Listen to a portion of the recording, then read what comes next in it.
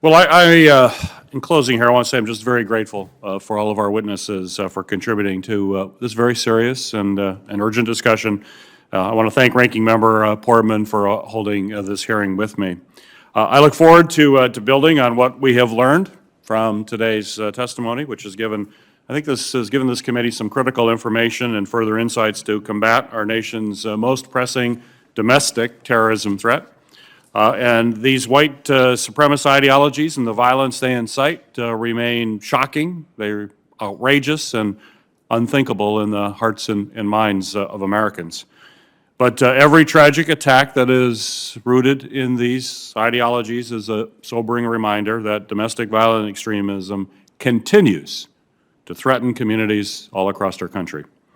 I appreciate the approach that the Biden administration has taken to address these evolving threats, and I look forward to working with them as they implement their national strategy for combating domestic terrorism, including Pillar 4, which Mr. Ward just discussed, which confronts long-term contributing factors to domestic violence. However, I'm frustrated that despite passing a reporting requirement into law, both DHS and the FBI are still failing to provide essential information on domestic terrorism. We cannot effectively tackle this problem if our law enforcement and counterterrorism agencies are not effectively tracking these crimes. I've asked the FBI and DHS to explain their failure to fully comply with the reporting now required by law, and I hope my colleagues will join me as we continue to press for answers. We also have to address the ways in which white supremacist ideologies are spread and allowed to creep into the mainstream.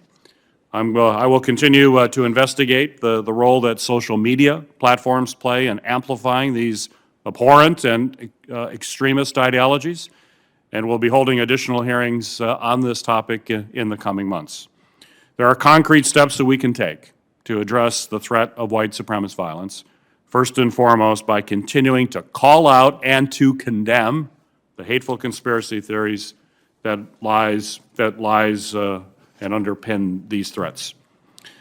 I appreciate my colleagues for engaging in today's very important conversation. I look forward to continuing working together with all of them to address the grave national security threat that domestic terrorism poses to our nation. The record for this hearing will remain open for 15 days until 5 p.m. on June 24th, 2022 for the submission of statements for the record. This hearing is now adjourned.